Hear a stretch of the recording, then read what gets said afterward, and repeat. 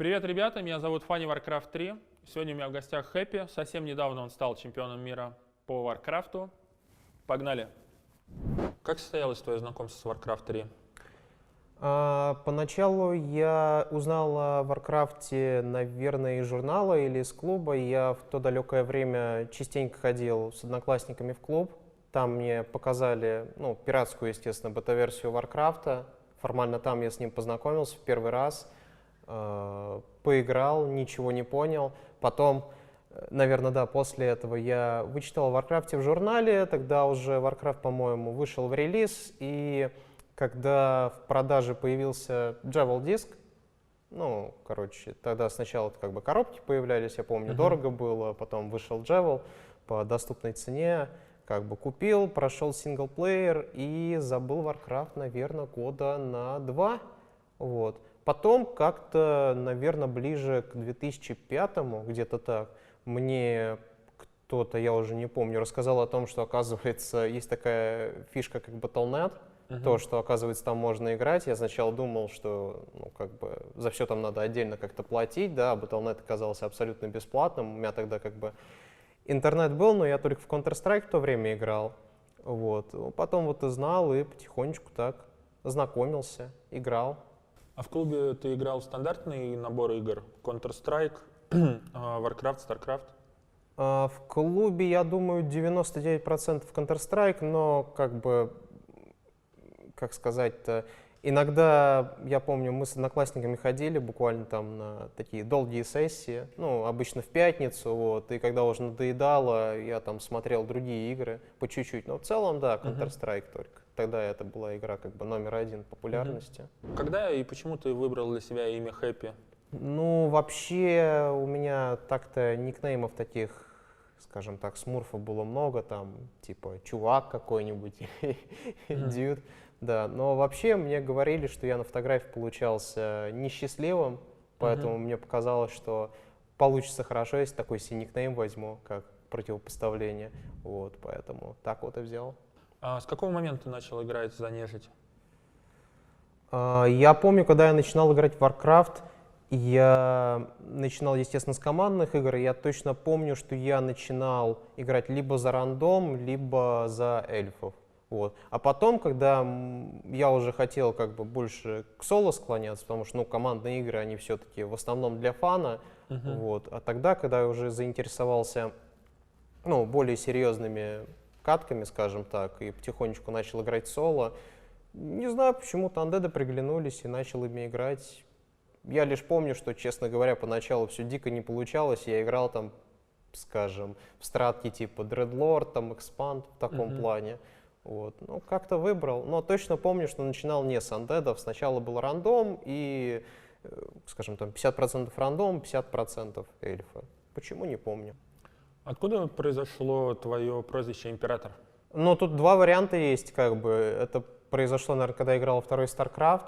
Соответственно, я практически большую часть своей карьеры выступал за команду Team Empire. Вот, соответственно, Empire, и как бы я играл за эту команду, и почему-то прижилось выражение Император. Есть еще другая версия, то, что как бы есть такой, скажем так, известный игрок в первый StarCraft, боксер, вот, и его прозвали Императором Тиранов, вот, и мне как бы локальное прозвище дали в СНГ, потому что я тоже за Тиранов играл, типа местный император.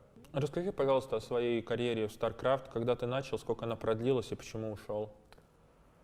Моя карьера в StarCraft началась, когда, скажем так, профессиональный Warcraft уже практически окончательно сдулся. Я не буду говорить о том, в каком он положении сейчас немножко другие времена, к тому же там вот Reforged анонсировали, все дела, да. А вот касательно того далекого времени, где-то вот 9-е и 10-е года, это, на мой взгляд, вот касательно вот старого положения дела Warcraft, это были последние годы. Вот. И тогда мне, как человек, который как бы зарабатывал прогеймингом на жизнь, нужно было думать о том, как, собственно, быть дальше. И где-то, по-моему, в 2009 году, я не помню, даже раньше, анонсировали, собственно, то, что идет разработка второго StarCraft, и для меня это как бы было очевидным, очевидным выходом из ситуации, потому что я понимал, что даже как бы если я каким-то образом все буду турниры по Warcraft брать, это все равно будет мало, а во втором StarCraft можно вырасти. Вот, соответственно, я помню, что летом 2010-го вышел второй StarCraft, но я еще был занят с турнирами по Warcraft, и я хоть и играл в бету, но недолго по второму StarCraft, но как бы релиз StarCraft 2 я пропустил. Я точно помню, что я был занят с отборочными, по-моему, к BlizzCon'у, я был занят с ВЦГ 2010 по Warcraft, и что-то еще точно было летом. А, да, я помню, помню этот момент, я ездил на европейские отборочные к BlizzCon'у, и потом буквально вернулся, и через 2 дня там поехал в Корею на какой-то турнир, не помню. Короче, мне было просто не до StarCraft'а, вот, но потом, когда особенно у меня, так скажем, неприятно завершилась карьера по Warcraft'у в те далекие времена, потому что я отобрался на BlizzCon, но на BlizzCon я поехать не смог, потому что мой рейс отменили, вот. И, ну, то есть не просто заранее отменили, а там я много часов прождал его, да, даже в самолет всех посадили, но я туда поехать не смог, и для меня это был последний турнир по Warcraft, это был где-то октябрь 2010 года. После этого я понял, что как бы, ну, дальше в Warcraft, ну, оставаться смысла нету, потому что турниров анонсировать на следующий год уже не было, а StarCraft, как бы, на те времена это была игра, которая имела дикую популярность, и она как бы появилась там до всяких Dota, Dota 2, до всяких там Counter-Strike, Global Offensive и так далее. То есть именно второй StarCraft дал вот толчок развитию вот всех тех игр, которые сейчас есть, у которых там огромная аудитория, опять же, Dota, Counter-Strike и League of Legends. Вот. И, собственно, я понял, что нужно туда двигаться дальше.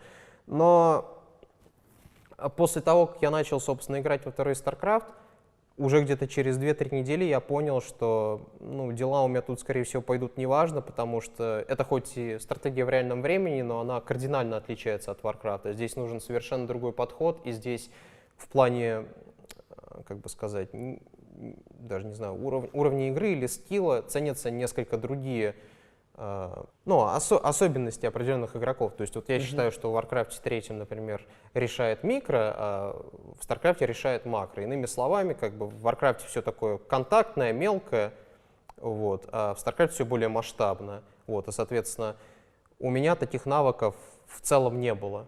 То есть мне было очень тяжело, и после этого, я точно помню, примерно 6 месяцев, наверное, я вот буквально сидел и просто катал ладдер во втором StarCraft. Просто 6 месяцев, практически каждый день нон-стоп, без особых успехов. Честно говоря, я хотел 2 раза, помню, основательно прекратить это дело, потому что реально не получалось.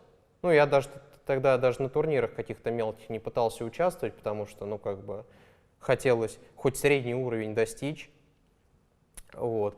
После этих 6 месяцев мне предложила команда Team Empire как бы небольшую по тем временам спонсорскую поддержку и сказали, что типа вот нужно там на турнирах участвовать, себя показывать, да, ну и так уж получилось, что после того, как я начал как бы участвовать на турнирчиках потихонечку совсем, где-то вот до конца 2011 уже года, то есть спустя там 6 месяцев, да, я так-то по результатам турниров стал, наверное, сильнейшим игроком в России, потому что я выиграл российские отборочные по ВЦГ, опять же на ВЦГ ездил, я много мелких турниров онлайновых брал, а в StarCraft там турниров было реально так много, что бывало, что одна неделя, там почти каждый день турнир был, там, ну, там от 50 до сотни долларов, например, то есть можно было где развернуться, вот.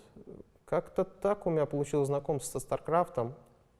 Вот, а потом уже это, как говорится, история. Но в целом я начал играть во второй StarCraft вот с конца 2010 года и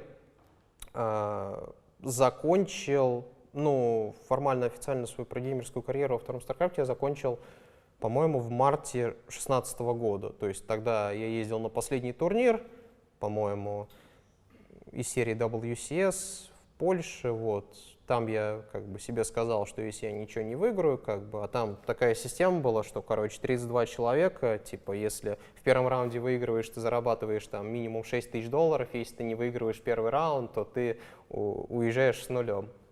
Ну, я проиграл там не то чтобы одному из фаворитов, но очень сильному игроку, я проиграл со счетом 3-2, было очень обидно, и я как бы себе сказал, что больше откладывать это нельзя, и как бы тянуть, когда как бы ждешь там, ну, то есть не ждешь, тренируешься там 1,5-2 месяца, да, как бы тогда у меня уже не было команды, потому что тогда дела в StarCraft шли плохо, и тогда вот у таких игроков, как я, которые к топу не относились, ну, к мировому, да, им было уже тяжело, потому что денег все становилось меньше во втором StarCraft среди команд, и ну, нужно было думать, что делать жизнью дальше, потому что на StarCraft себя было уже сложновато обеспечивать, и я не видел просто будущего. И поэтому я, собственно, перестал играть и решил попробовать заняться стримингом.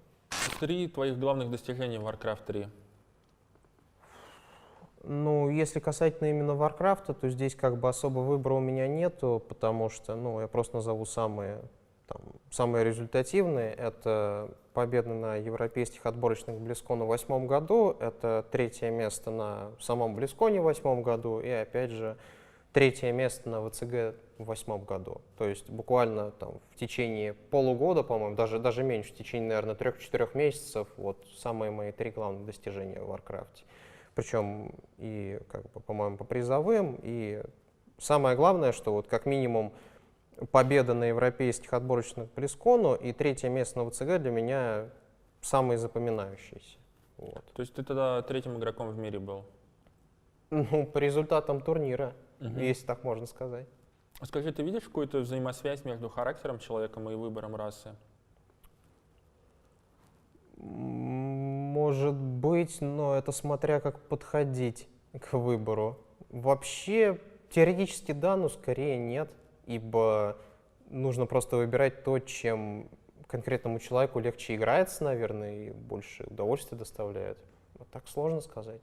Потенциально, да, но по факту вряд ли. Хочу спросить тебя про твой аккаунт на Battle.net I Love Necropolis. Там на 1405 побед приходится 22 поражения. Скажи, какое количество из этих поражений пришлось на дисконнекты или другие неприятности, которые от тебя не зависели? Если я не ошибаюсь, ни одного. По-моему, вот реально там даже как бы если происходила десинхронизация, бывает такое, то есть не дисконнект, а просто, ну как бы на ровном месте как бы игра, синхронизация теряется, да, в таком случае игра, по-моему, просто аннулируется, не зачитывается ни победа, ни поражение, а дисконнекта, по-моему, не было ни одного.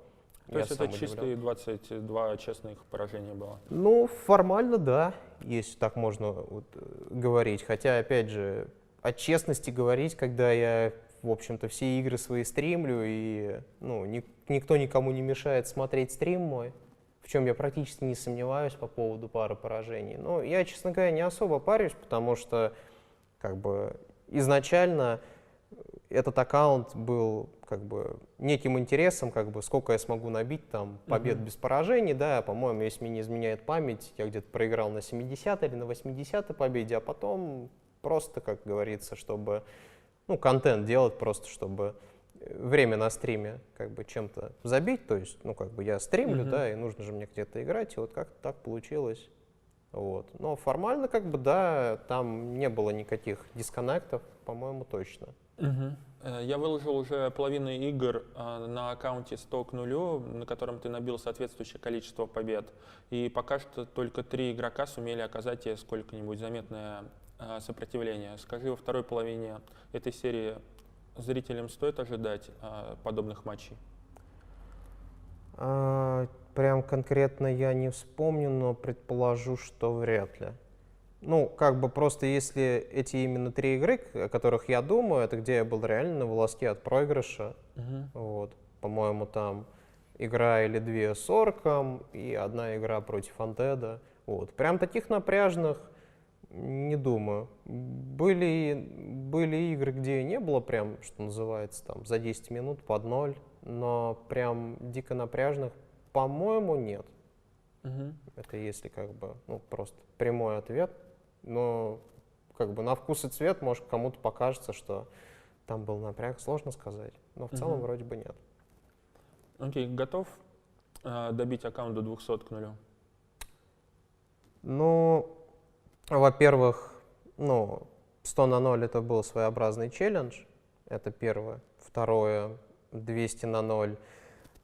Теоретически можно хоть 1000 на 0 сделать, но, во-первых, здесь как бы факторы, которые важны, это как бы, чтобы не было дисконнектов, да, а вот после последнего патча, как бы 100 на 0 было сделано еще на предыдущем патче, вот после последнего патча лично у меня, на некоторых там аккаунтах вполне себе встречаются там и дисконнекты, не зависящие от интернета, или чаще всего там десинхронизация в той или иной степени. В общем, я просто думаю, что интернет или какие-нибудь там, не знаю, глюки на сервере просто не позволят это сделать. К тому же, лично мое мнение, на Battle.net в ладере очень нестабильный пинг.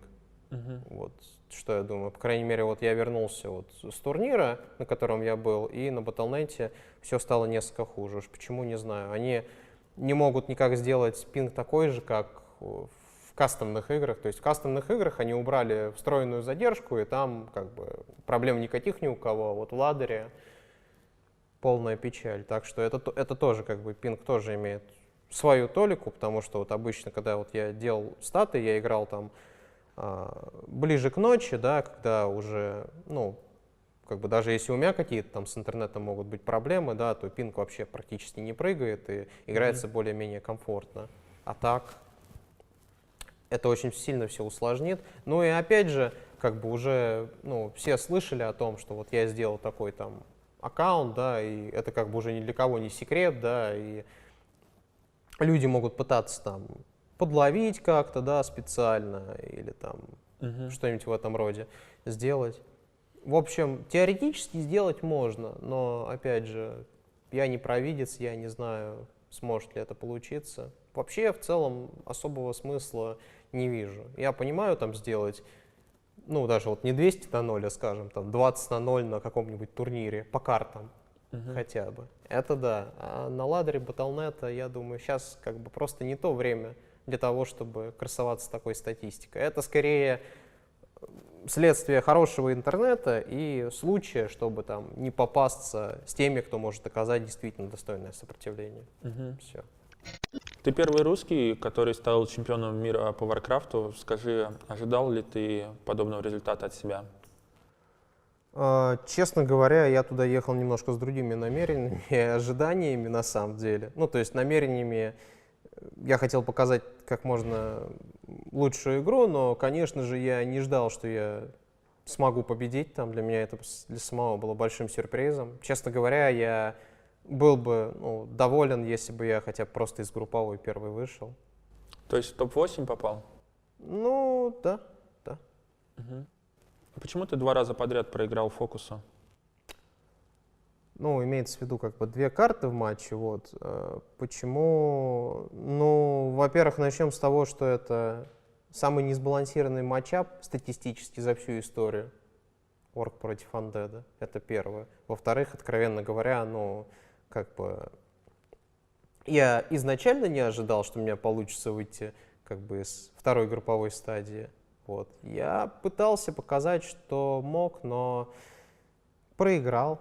Это если коротко. Вообще, касательно как бы игр с орками, вот, как бы там все те, кто там были, помимо матчей, естественно, все сидели там и тренировались. Как бы играешь там ладер китайский, вот, и формально все играли друг с другом. То есть я переиграл за это время практически со всеми теми же игроками, с кем я на турнире играл в ладере. Вот. И с орками, там, наверное, у меня винрейт был, процентов там 20-25 в таком плане, в том числе вот с фокусом. Как бы я с ним играл и особо ничего ему сделать не мог. Поэтому формально я и так не ожидал его выиграть, но поэтому и проиграл. На карте Concealed Hill фокус использовал баг, когда он с помощью Shadowhunter и Хекса загонял Огра 7 уровня к себе на базу, где он очень быстро на первом уровне получил айтем 5 уровня. Скажи, как ты считаешь, насколько правомерно было использование этого бага в профессиональной игре? Считаю, что правомерно, потому что он на это затратил время и ману. Я как бы, естественно, об этом знал, и для меня это не является каким-то секретом. Если это не запрещено правилами, то, в принципе, ничего в этом такого плохого не вижу, а то как-то странно было бы, если в правилах указывали что-то подобное, что именно на конкретной карте нельзя вот использовать такой прием, чтобы, ну, чтобы Мне отгонять. кажется, это надо на всех картах было запретить просто. Ну, просто это единственная карта, где это действительно можно сделать. На других картах это просто неэффективно. Вот. И, откровенно говоря, я не считаю это таким серьезным багом, как, например, спорталить стафом полный зеппелин и в него же загрузить героя или какой там еще, по-моему, еще баг запрещен. Ну, с телепортом, который не Они его тратится. исправили на самом деле, уже нельзя так делать. Ну, тем более, вот, или там баг с телепортом, ну, типа, можно телепорт на движущееся дерево использовать, чтобы он не исчез, или был, по-моему, я вот не знаю, запрещен ли это, чтобы предмет выкладывал Блейдмастера и, собственно, выходил из блока зданий. в таком Нет, тоже плане. убрали, кстати, да. Вот. Это серьезные вещи, а вот то, что отгонять вот одного нейтрала на одной карте, к тому же там нужно использовать, по-моему, минимум, наверное, 3 хекса, и при всем при этом на это как бы уходит время, ничего в этом такого страшного не вижу, поэтому абсолютно спокойно отношусь к этому багу. Лично я считаю Муну лучшим игроком в истории Warcraft. Как ты оценивал свои шансы на победу с ним? Я тоже считаю, что Мун сильнейший игрок, потому что, ну, как бы у него больше всего побед на крупных турнирах за всю историю, ну, как бы по совместительству еще самые большие призовые за всю историю Варкрафта, так что тут я соглашусь, естественно. Но шансы я свои оценивал с ним более чем положительно, то есть очень высокими. У меня мне задавали вопрос, с кем лучше играть, там, со 120-м или с Муном, как бы. В том же ладере, вот я с Муном сыграл там больше 10 игр, наверное, и если мне не изменяет память, у меня было буквально там, наверное, 2-3 поражения от него и все. Вот, то есть у меня игры с ним шли не то чтобы легко, да, они были напряжными, да, но создавалось ощущение, что ему было тяжелее со мной играть, чем мне с ним. То есть игры были достаточно долгими, и какая-никакая уверенность у меня была. Это не значит, что мне было с ним заранее как бы легко играть, это не так, он очень сильный игрок, но уверенность была. Вот, скажем, играя с Фокусом, да, уверенности у меня не было никакой, потому что я ему почти все игры на ладере проигрывал. Вот. А с Муном была уверенность. Во-первых, я в целом уверен в своем матчапе против эльфа. Во-вторых, опять же, я с Муном играл там на ладере, и было видно, что как бы что-то у него там не получалось постоянно. А есть у эльфа вообще, у которого получалось? Да, у многих как бы получается. Я как бы ведь Муну там проигрывал. Просто, Ну, более-менее стабильно имеется в виду. ну, стабильно, как бы стабильно. Я даже не знаю. Если вот рассуждать о том, вот если я иногда играю на китайском ладере из дома, да, глупо это ставить в пример, потому что я там играю на плохих условиях с большим пингом, да, и, скажем, если я там какому-нибудь лайфу, китайскому эльфу, да, который вот с турнира вылетел, практически ничего особо не показав, вот, который вылетел с турнира, да, но вот на китайском ладере я его практически никогда не выигрываю. Вот. Но это же не говорит о том, что он как бы стабильно против меня выигрывает, потому что условия плохие. Так, в принципе, нет. Просто, ну, как бы я считаю, людей мало вообще. Игроков мало, поэтому нет таких, я думаю, прям стабильно. Ты сильно нервничал во время полуфинала и финала Голда? И помогало тебе это или мешало? Я вообще, наверное, не нервничал, потому что, ну, мне как бы не впервой там играть, и на сцене, и все дела. Во-вторых, как я уже говорил, я немножко, ну, с другим настроем ездил на турнир. Я знал, что как бы, ну, то, что даже если я все проиграю, я как минимум не потрачу свое время зря по определенным причинам. Вот, соответственно, что мне было нервничать, как бы. Я, конечно, хотел выиграть, но я как-то сидел спокойно и не особо напрягался. Ну, в плане, вот именно в плане нервов, в моральном плане. Естественно, в самих играх я напрягался, но какого-то мандража не было. Вот. Ни в финале, ни в полуфинале. $29 тысяч — это самый большой выигрыш в твоей жизни? Ну, единовременный, да. А сколько ты получил на руки? Я пока ничего не получил. Ну, там будет налог или нечто подобное? Ну, сложно сказать. Во-первых, начну с того, что я дико надеюсь, что мне эти деньги заплатят. Ну, как бы должны, потому что иначе будет большой скандал, естественно. Но вообще касательно налогов, это зависит от того, как они это все через свою бухгалтерию проведут и как они решат платить деньги. Вообще, как бы, ну, Таить не буду, с китайцами обычно всегда проблема в этом плане, потому что у них там строгий контроль в плане денег и вообще вот, с выплатой там валюты за границу проблемки бывают. Но вообще, по-хорошему, конечно, если они все делают прозрачно, то налоги, наверное, будут процентов 15, может быть, 20. Но это мое предположение, как бы я очень-очень давно получал от китайцев какие-либо призовые, так что не знаю, что у них сейчас. Вот. А так, зависит от них, то есть от меня здесь ничего не зависит. Как увеличилась твоя аудитория после голда? Смотря что подразумевается под аудиторией, просто количество человек, которые интересуются, Которые на стриме у тебя сидят? ну, которые интересуются мной или на стриме сидят, как бы, естественно, после голда людей стало больше. Насколько в процентах сложно оценить. Но я это как бы не могу это считать, что вот прям так аудитория увеличилась, потому что есть определенное такое понятие, как хайп. Сейчас как бы хайп есть, то есть сколько уже прошло? Это уже прошло, наверное, 1,5 недели с момента, как я выиграл, да, и все потихонечку угасает. То есть я вижу, что потихонечку как бы цифры уменьшаются, но в целом, конечно же, можно судить, что там, ну, даже вот, скажем, через месяц, если посмотреть, я думаю, аудитория вырастет на 50, на 100%. Стабильно имеется в виду. Это если просто говорить про количество людей, которые смотрят стримы. А щедрость донейтеров как-нибудь возросла? Ну, я думаю, что те люди, которые мне в среднем как бы донатят на протяжении долгого времени, им не так было важно как бы то, что вот я на голоде был, там, играл, выигрывал или нет. Естественно, как бы я вернулся, и, ну, меня не было как бы сколько, почти 2 недели, да, и, естественно, многие очень рады, и, естественно, как бы донаты были.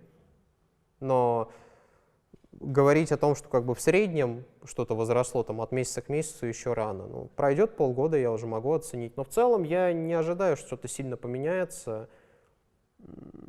Как бы меня скорее интересует стабильность от месяца к месяцу. В целом, я думаю, все будет примерно на том же уровне. Да. Причина твоей победы заключается в том, что нежить в данном патче сильна как никогда, или в твоем микроконтроле, который заслуженно считается одним из лучших в мире, или это сочетание этих факторов? Ну, я не думаю, что кто-то будет андедов называть там расой, которая сильнее других. Это просто глупо, особенно учитывая то, что андеды, ну, просто статистически за всю историю выиграли, во-первых, меньше всего, во-вторых, игроков, которые что-то могут показать, там даже, там, не знаю, даже пальцев одной руки многовато, чтобы перечислять. Вот, соответственно, я вообще этот вариант не рассматриваю. Вот, касательно контроля, ну, это исключительно, скорее, особенность там, моего стиля игры. Вот.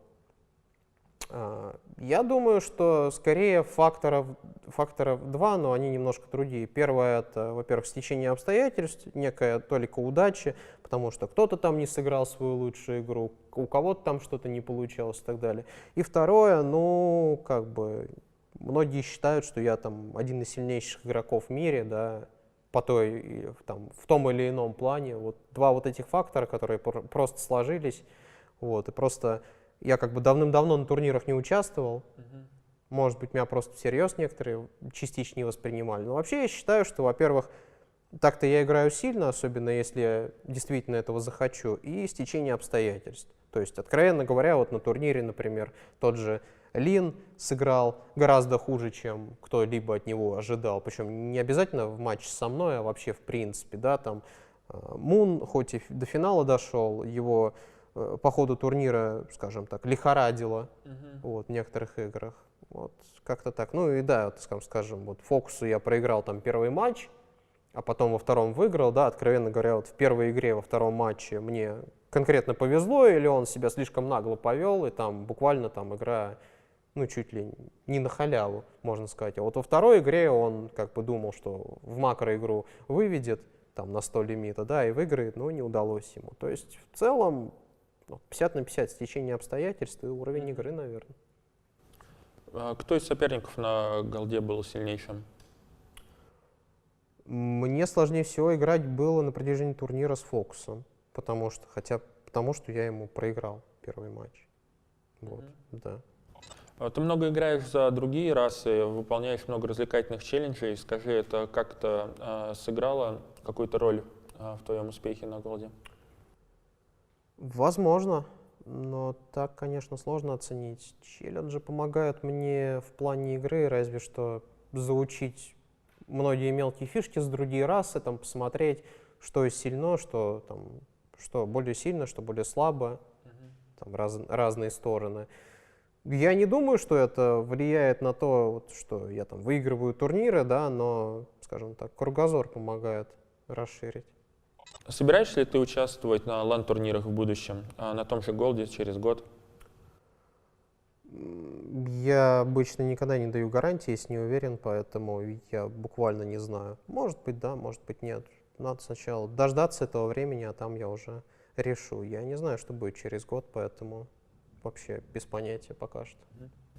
Тебе не кажется, что после того, как ты стал чемпионом мира, назвать себя уже просто стримером не получится?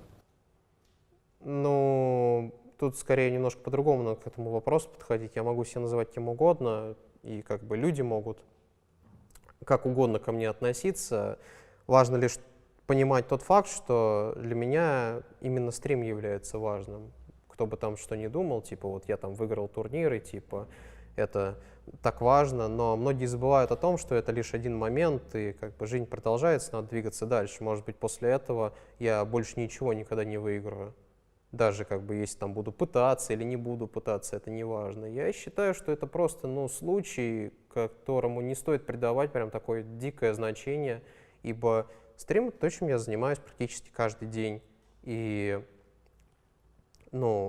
это то, что как бы было, есть и, скорее всего, будет. Я, по крайней мере, на это надеюсь. Это что-то постоянное.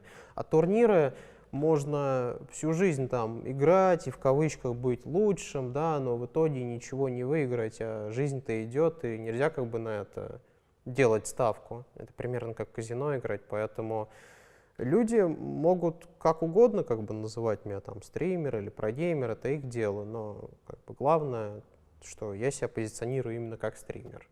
Вот.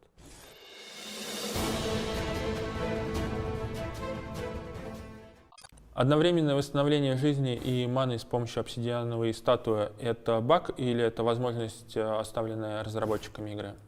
Она не столько одновременная, сколько можно вручную прокастовывать, а так для этого существует, можно просто 2 построить и все. А так вручную я считаю, что это так допустимо, да, предусмотрено.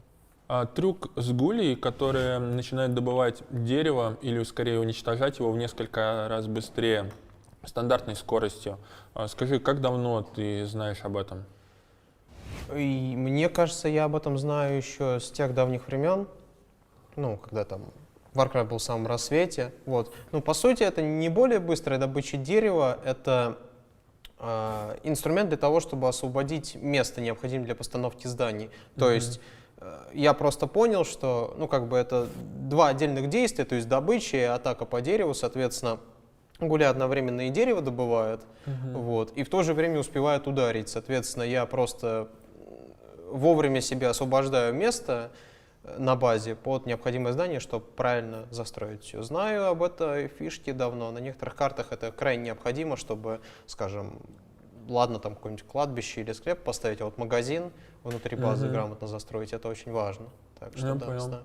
Я сразу же проверил, оказалось, что это со всеми рабами работает. Я это узнал о тебе, спасибо. Скажи, возможно ли с помощью сетки паука удерживать противника внутри дирижабля бесконечное количество времени?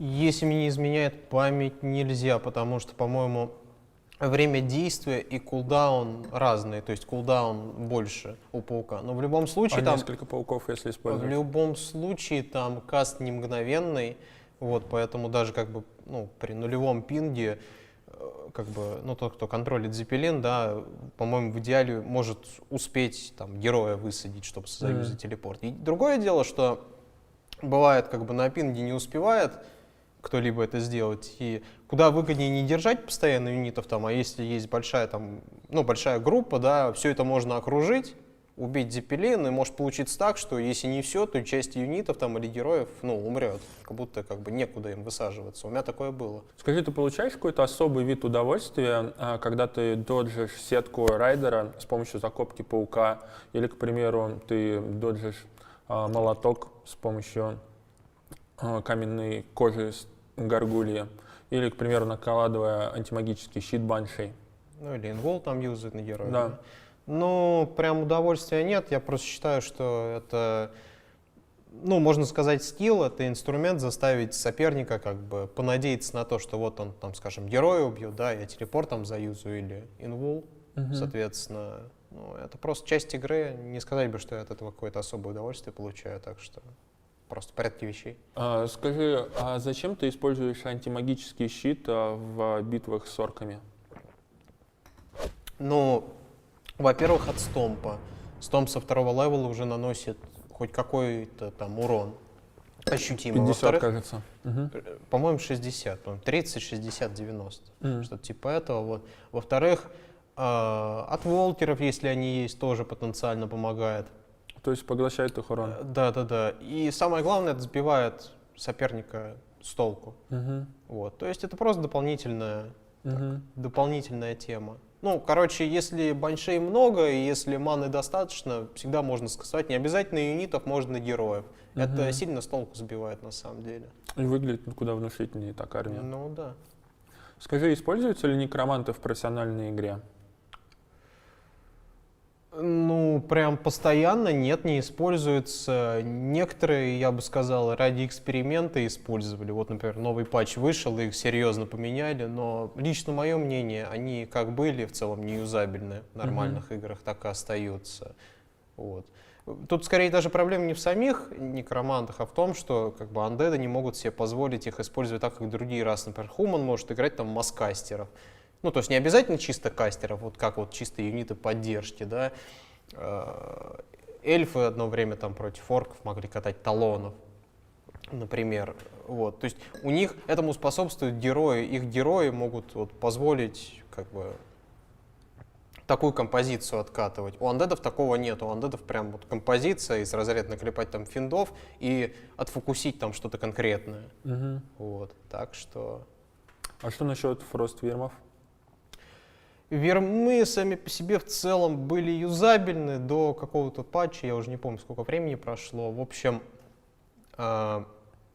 им понерфили замедление, то есть заморозка раньше на героев работала, по-моему, 7 секунд, а теперь 3 секунды работает. Из-за этого они формально стали не нужны.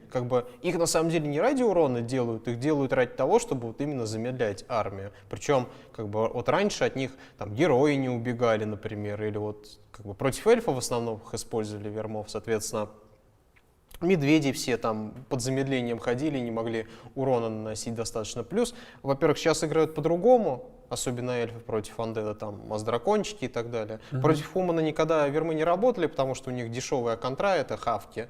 Вот. Против орка очень дорого, просто до этого не доходит. В андедовском мироре иногда используют, но так крайне редко играют, потому что играют там вермов и, скажем, мазгарк. Вот. Это крайне редкая страта, поэтому в целом вермы не используются.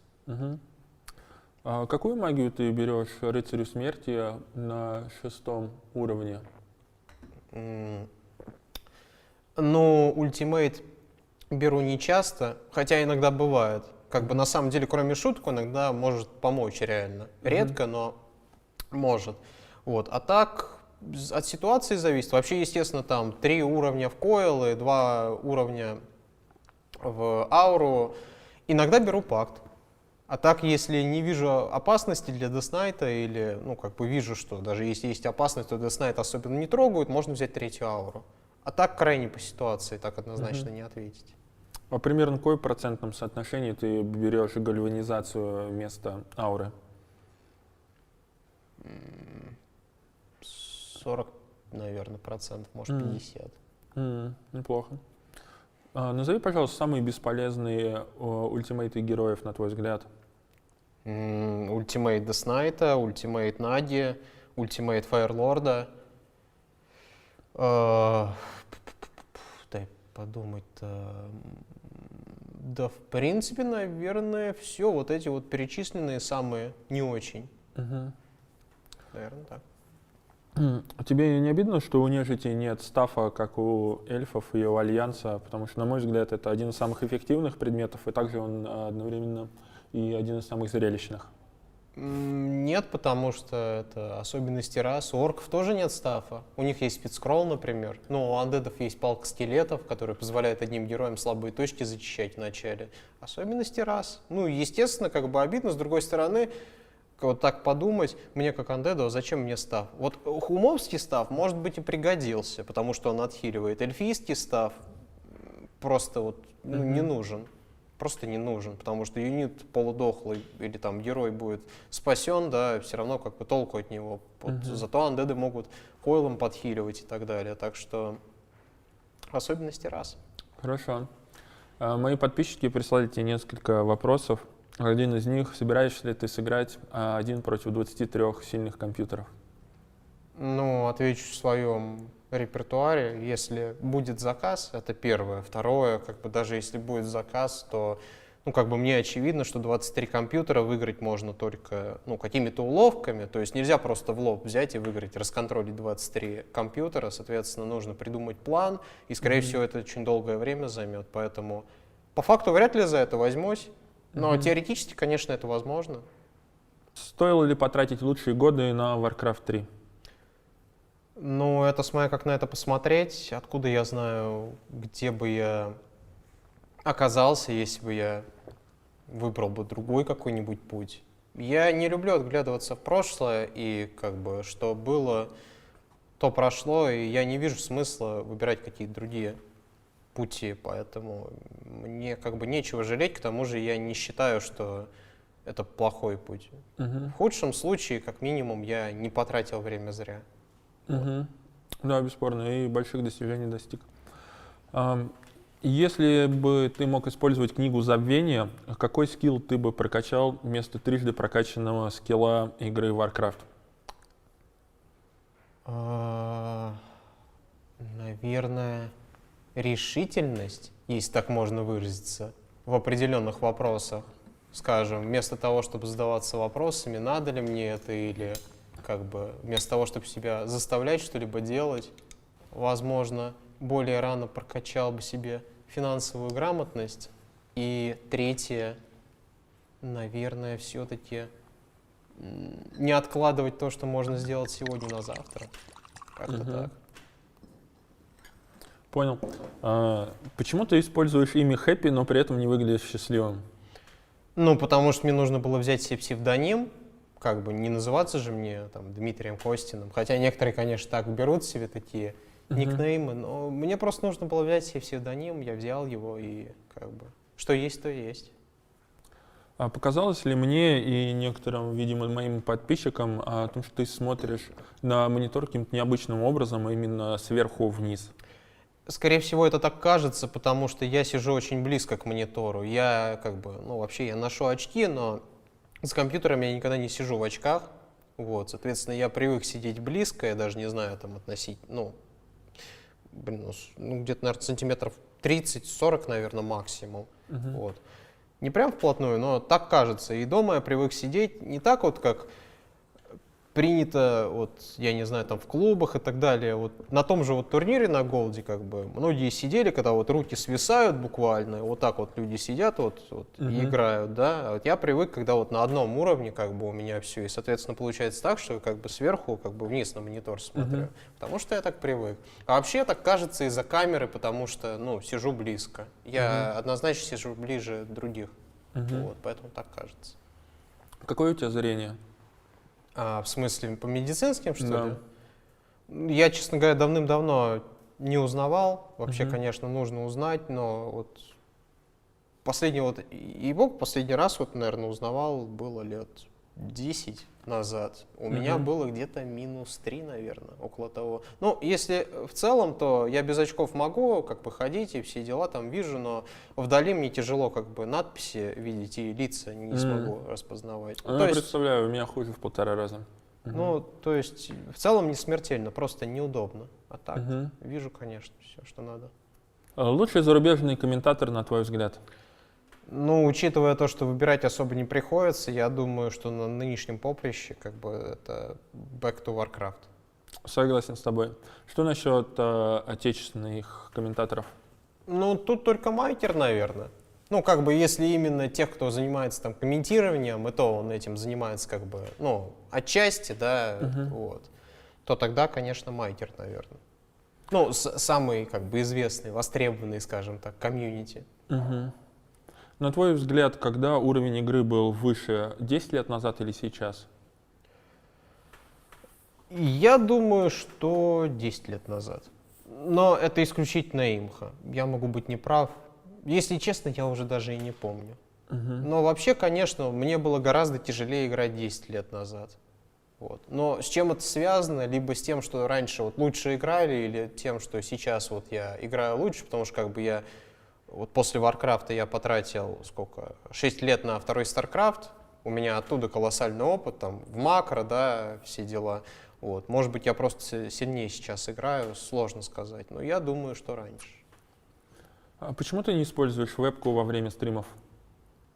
Ну, просто я стримлю много, и сидеть постоянно, когда на тебя направлена камера, это, мягко говоря, раздражает. Это если коротко, конечно, но вообще как бы камера накладывает определенную ответственность. То есть если хочешь, чтобы стримы были профессиональными, нужно как бы и выглядеть соответствующе, то есть нужно там за собой следить, да, нельзя просто, не знаю, там, как сказать, там, зевать, например, или, я не знаю, там, как-то волосы себе поправлять, да, чтобы, ну, как бы не выглядит глупо на камеру.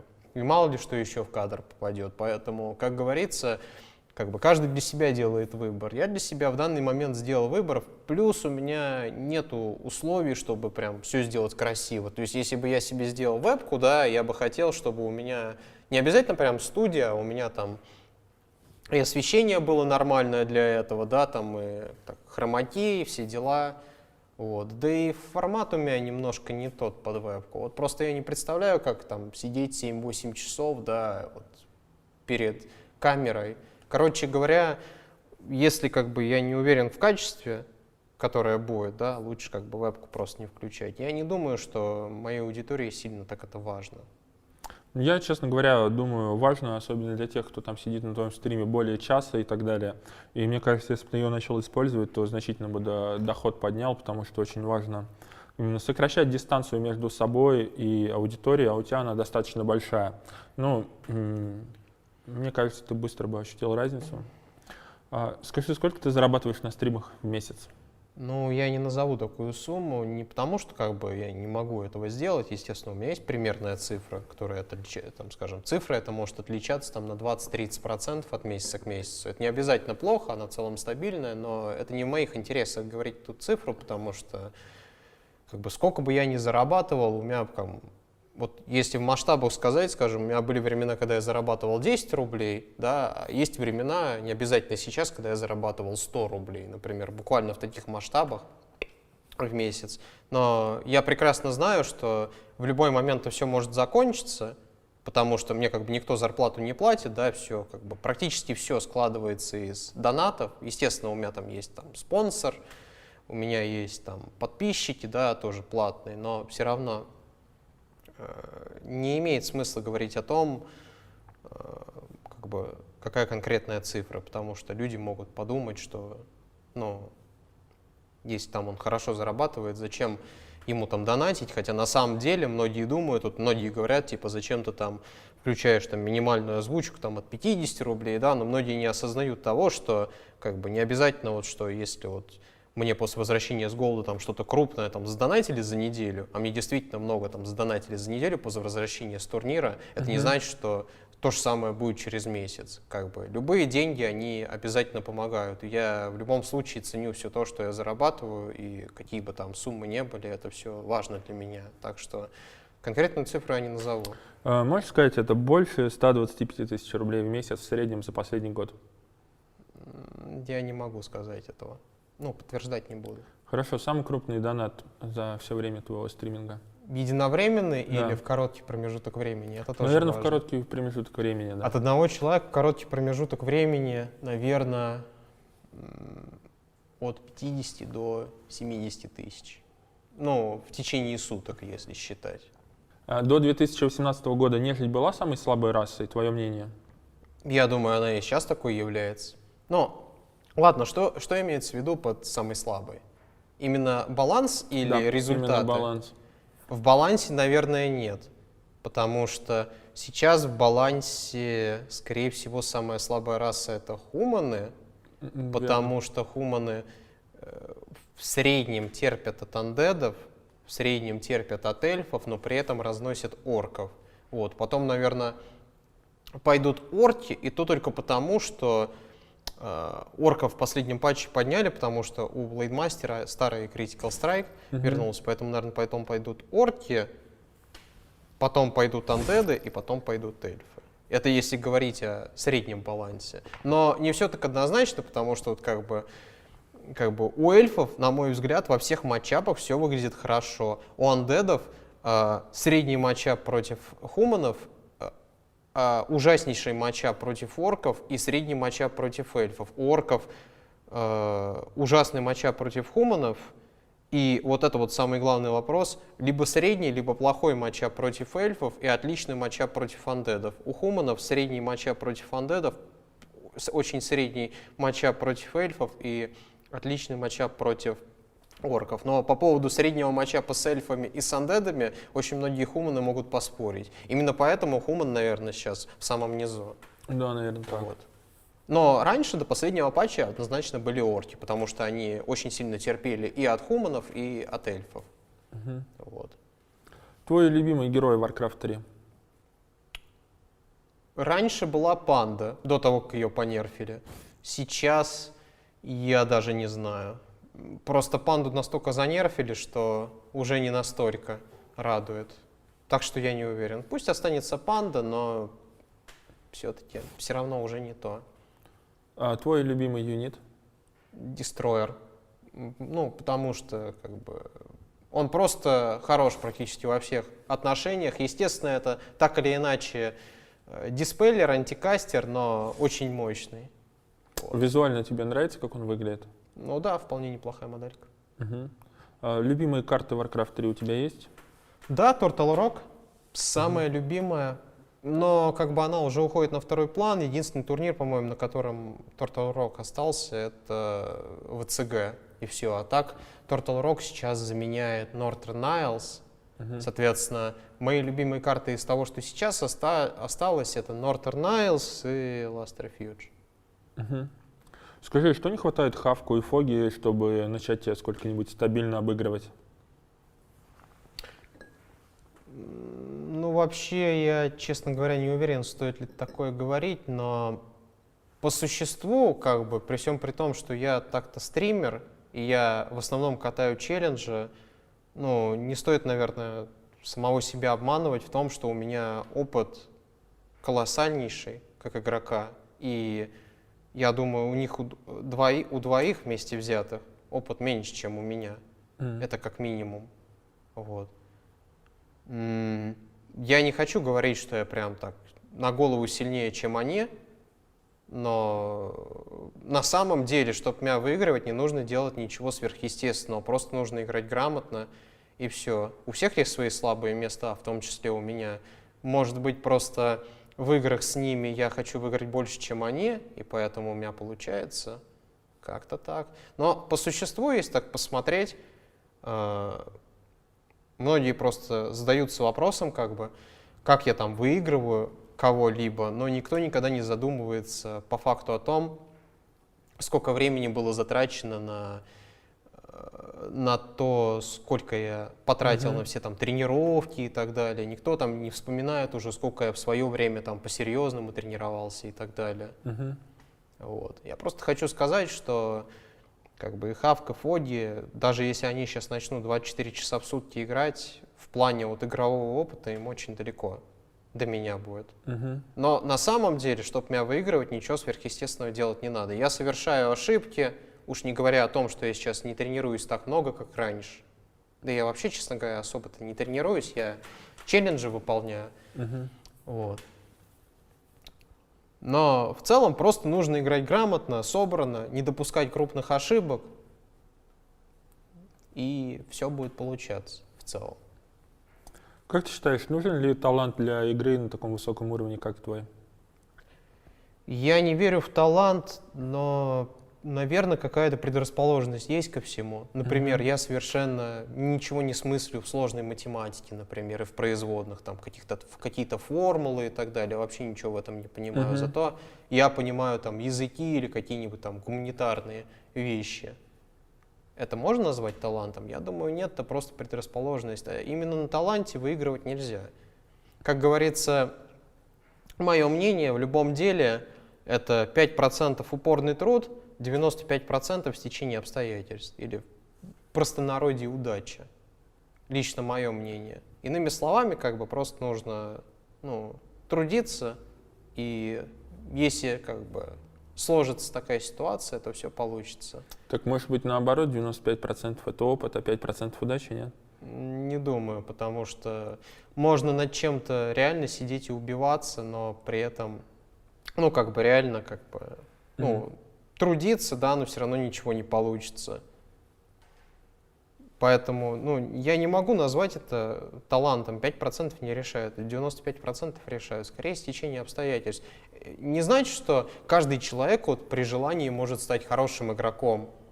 Но если у человека есть какие-то задатки в этом плане, хотя бы частично, да, и если он достаточное количество времени и сил в это вложит, то каких-то успехов он добьется. Другое дело, что я, к сожалению, не могу этого утверждать. Сейчас идет разговор о том, что я выиграл турнир, да, я могу рассуждать о том, что нужно сделать человеку, чтобы выиграть, стать чемпионом, да, но в то же время я, к сожалению, не смогу сравниться с самым топом Варкрафта за все время. У них нужно спрашивать, что нужно делать для того, чтобы стать лучшим. Я могу точно сказать, что если человек имеет хоть какие-то задатки, то если он достаточное количество сил вложит в это, он чего-то добьется. Но станет ли он самым-самым, тут никто не сможет дать гарантии. А как говорится, если ничего не получается, всегда можно заняться чем-то другим. Это норма. Во втором Старкрафте, сколько бы я ни тренировался, у меня в целом, я, конечно, добился определенных успехов, но, естественно, малых, по сравнению с Варкрафтом, например. Но, к сожалению, ничего большего я не достиг. Это же не говорит о том, что нет таланта к этому. Просто, наверное, не мое, нет к этому предрасположенности. К Варкрафту есть. Как-то. Наше государство оказало тебе какую-нибудь поддержку на твоем пути в киберспорте? Нет, скорее создало проблемы. Характера например, когда было 18, нужно было решать проблемы, скажем, с армией, да, но такие проблемы общие, а поддержка нет, конечно. Впрочем, как всем. Тебе не кажется, что русским труднее показывать какие-либо результаты вообще в любом виде деятельности, чем остальным нациям? Не думаю. Единственное, что просто если европейцы живут в своем регионе, да, все воспринимают Европу, там очень много различных стран, да, и наций, и многие воспринимают, что в европейском регионе как что-то одно, а на самом деле просто Россия, она чуть дальше, да, и сложнее себя показать изначально, туда нужно приезжать, а там все близко и соответственно, все более контактно. Я думаю, нет, я думаю, просто единственная проблема для россиян, чтобы себя показать, получить визы, скажем, на турниры, а в остальном языковой барьер, если человек действительно хочет, он выучит английский, никаких проблем не будет, и точно так же он сможет переехать, скажем, в другую страну по контракту, жить, тренироваться, тоже не проблема. В целом, как показала практика, из России и СНГ, те, кто действительно достойны, у них нету проблем с тем, что себя показать. В целом даже, я не знаю, какие примеры привести, в играх есть единичные случаи, в каких-нибудь крупных лигах, скажем, по Overwatch, например, да, у них все крутится вокруг их лиги, которая спонсируется Blizzard, там большие призовые, да, и там играет пара русских игроков. Никто ведь не спрашивает, как они туда попали. Захотели и попали, потому что достойны. Так что я не думаю, что есть такая практика. Всего можно достичь. Какое влияние на игру Warcraft оказывает возраст? Возраст скорее не на игру Warcraft оказывает влияние, а на общая жизнь оказывает влияние. То есть теряется интерес, появляются другие, скажем, более взрослые интересы, или там хочется чем-то другим заняться. На микро нет никакого влияния? Ну, есть, наверное, да, но сложно оценить. Я же не помню, что было со мной 10 лет назад. А если сравнить, к примеру, записи игр, что-нибудь можно проанализировать? Скажем так, когда я был более молодым, я был более активным, наверное.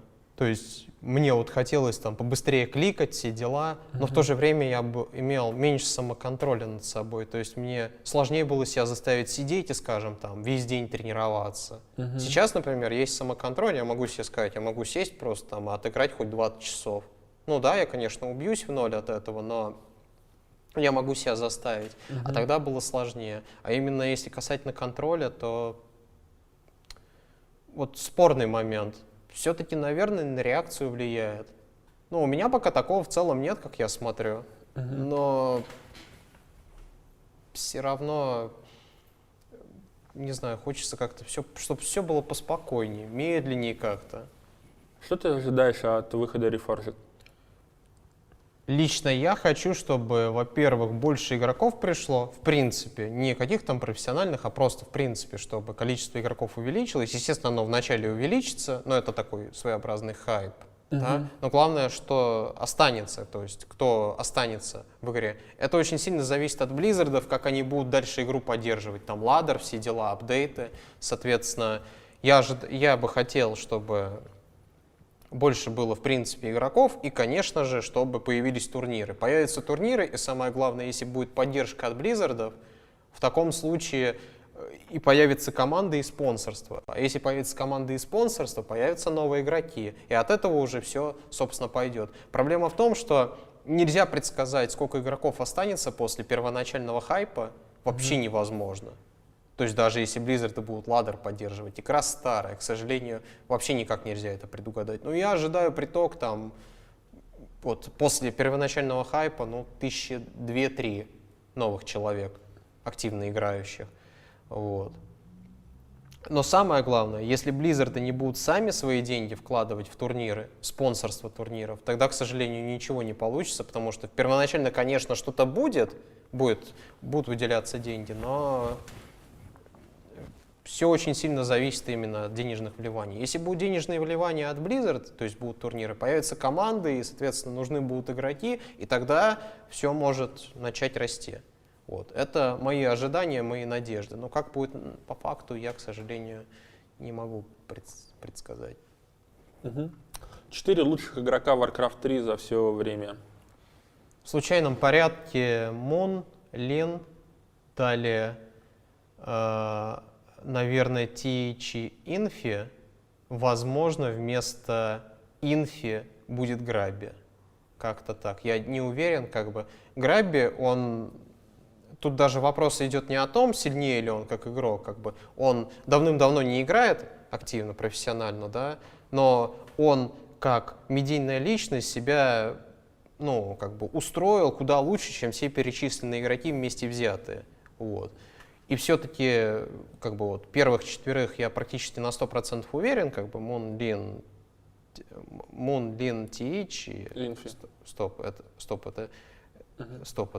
4 тогда у нас получается. Вот, тогда, наверное, да, 5 будет Грабби, вот, и, собственно, стоп, ну да, 5, наверное, будет Грабби, но, может быть, он, собственно, вместо Инфи будет. Сложно сказать.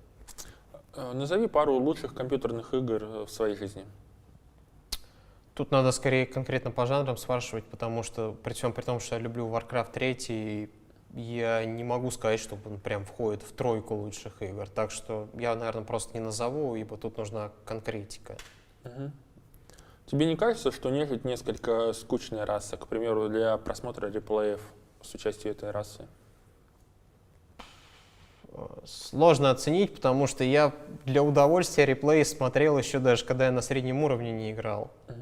Я помню, когда я еще там в старших классах школы учился, я смотрел просто реплей, типа, заходил там на сайты, их уже давным-давно нету, типа, там, топ-реплей, там, золотой реплей, там, взять, посмотреть, чем-нибудь закусить, как хорошее кинцо. Сейчас, конечно, такого нет, потому что Warcraft для меня это просто исключительно работа в общем и целом. Поэтому скучно или нет, сложно сказать. Я так-то реплейки не смотрю, а даже если бы смотрел, и вот когда я еще профессионально играл, я реплейки смотрел, делал я это исключительно для того, чтобы посмотреть какие-то там свои ошибки или что-то для себя подчеркнуть. Вот. А интересно или нет, тут мне сложно сказать. А теперь вопросы, не связанные с Варкрафтом. Как ты считаешь, человечество колонизирует космос? Да, думаю, колонизирует. Ну, это, мне кажется, очевидно. Но когда, это открытый вопрос. И искусственный интеллект превзойдет человеческий? Вряд ли, потому что я считаю, что искусственный интеллект предсказуем. Лично мое мнение. То есть для него нет понятия типа, там, как у человека, там, решение, которое основывается на эмоциях. У компьютера, у искусственного интеллекта может быть решение только да или нет, хорошо или плохо. Вот. Ты веришь в Бога? Лично я нет. Ты интересуешься политикой? Очень поверхностно в целом, просто до этого как-то не очень важно, поэтому в целом нет. Ты хоть раз ходил на выборы? Да, ходил много раз. Ты смотришь ролики Навального? Нет. Ты хотел бы жить в другой стране?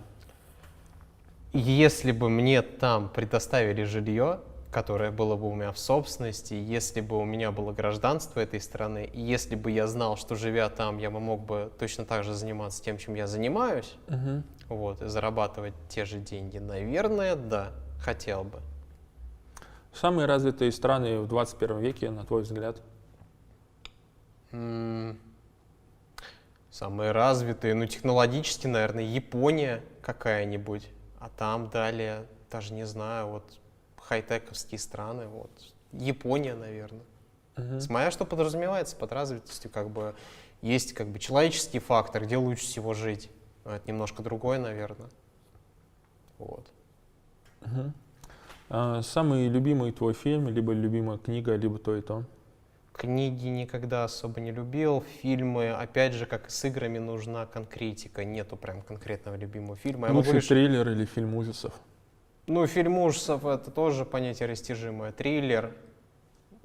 Конкретно я не смогу ничего назвать. Прям такой любимый фильм, который я буду 10 раз пересматривать, такого точно нету. Много их фильмов нужно. А который трижды смотрел или 4 раза? Да я многие фильмы смотрел трижды. 4 я не помню просто. Я просто никогда не понимал смысла ответа на подобный вопрос. Например, скажу какой-нибудь там «Побег из Шоушенка», да, хороший фильм, но я не считаю, что это прям мой любимый фильм, да, я таких фильмов могу, наверное, с 20-ку перечислить. Окружающий мир и конкретно это интервью реальны? Я думаю, что да. Можно, конечно, подумать, что все мы в «Матрице» находимся, но я думаю, это реальность в любом случае.